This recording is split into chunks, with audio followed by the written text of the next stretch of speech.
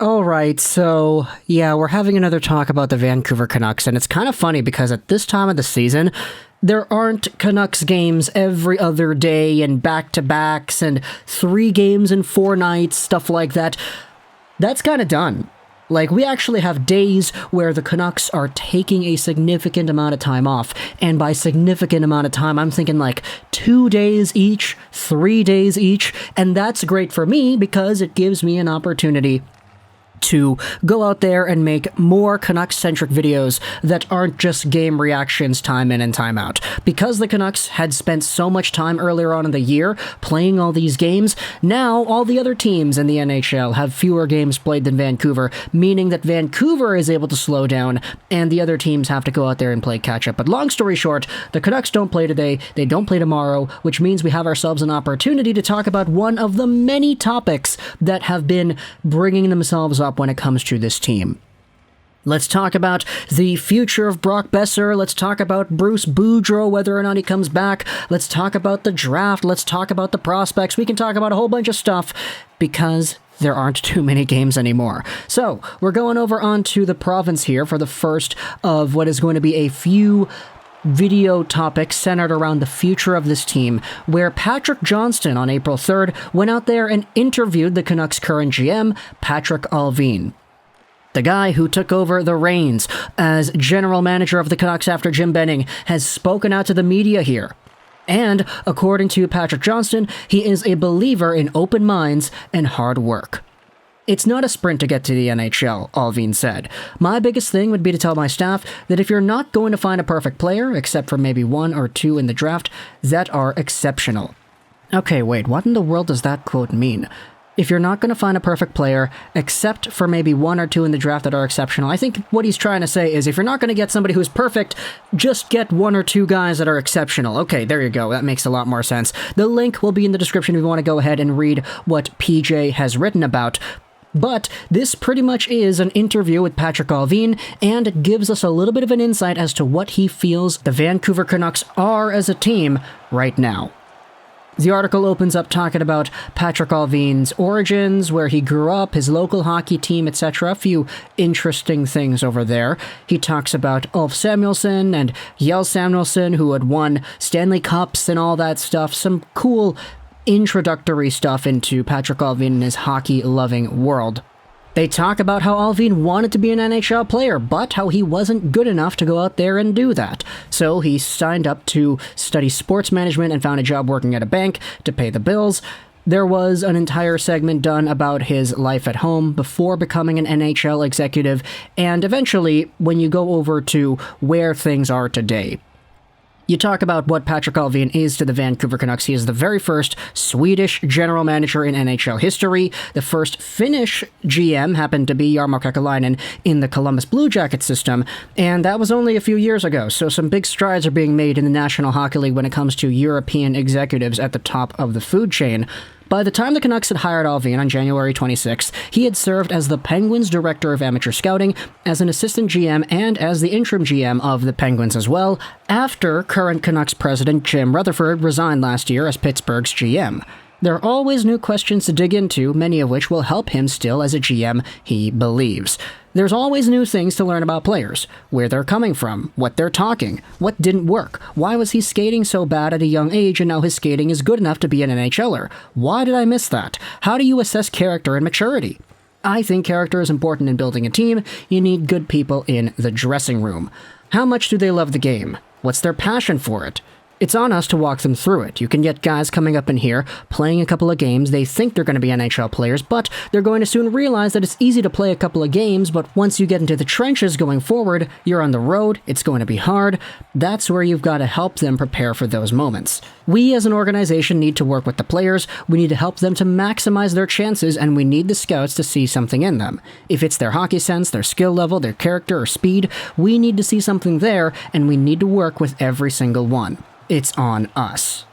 Now, to be fair, these are some pretty basic quotes, like you don't really hear any of this from Allvin and say, oh my goodness, that's some revolutionary stuff right there. Like, he's saying the bare minimum, and I think at the very least, it's good enough, especially for somebody who is brand new in this organization, who isn't as familiar with this team and its players and its staff as somebody like Jim Benning would be, because he had been here for 7 years.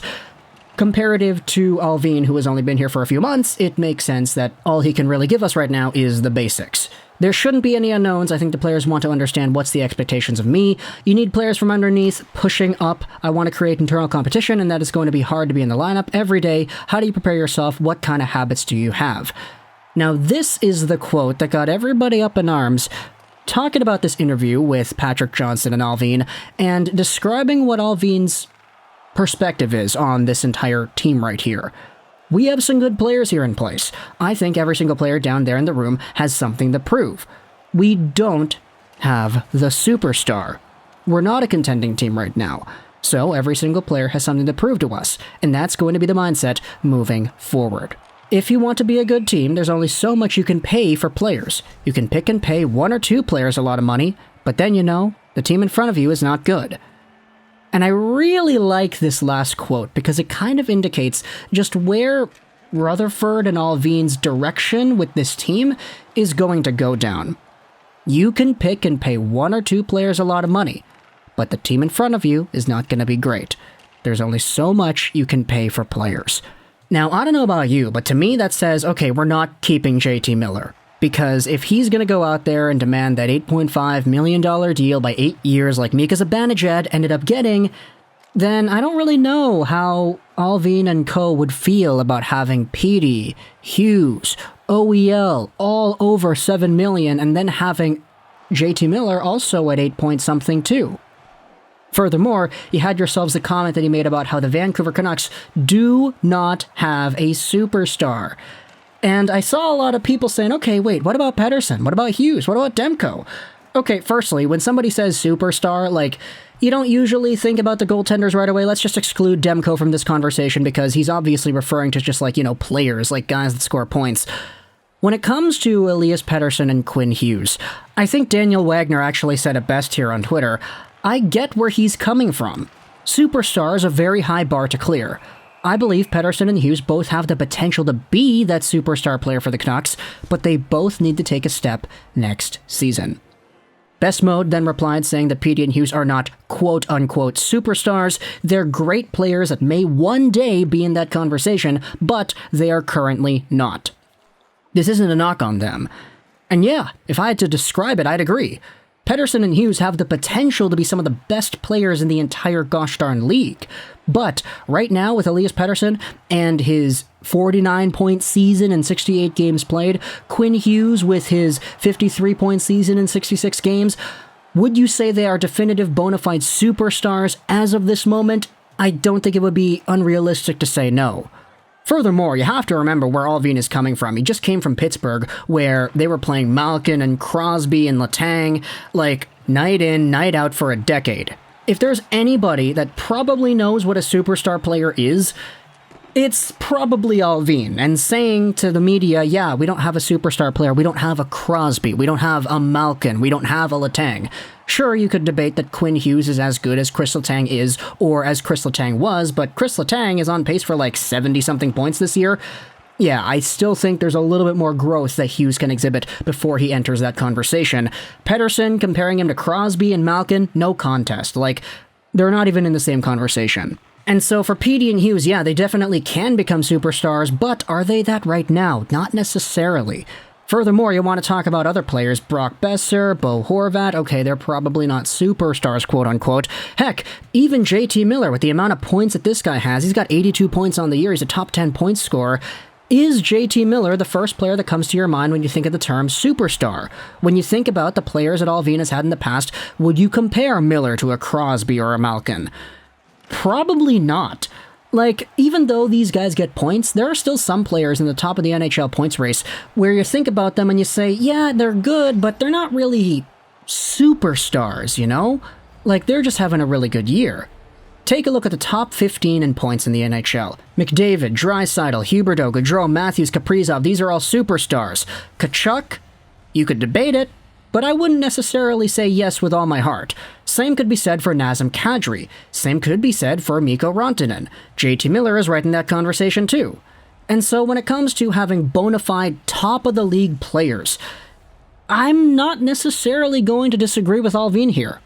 And you can let me know in the comments if you will as well. So talk to me in that little comment box below what your thoughts are on Allvin saying that the Canucks do not have a superstar right now and that there's more work that needs to be done. For me personally, I'm excited to see what happens with Besser. I'm excited to see what happens with Miller if the Canucks are going to go out there and make some big trades, because according to what he said, I mean, we're not a contending team right now. I agree, Patrik. Let's see what happens next for the Vancouver Canucks. I hope you enjoyed this 99, and bye.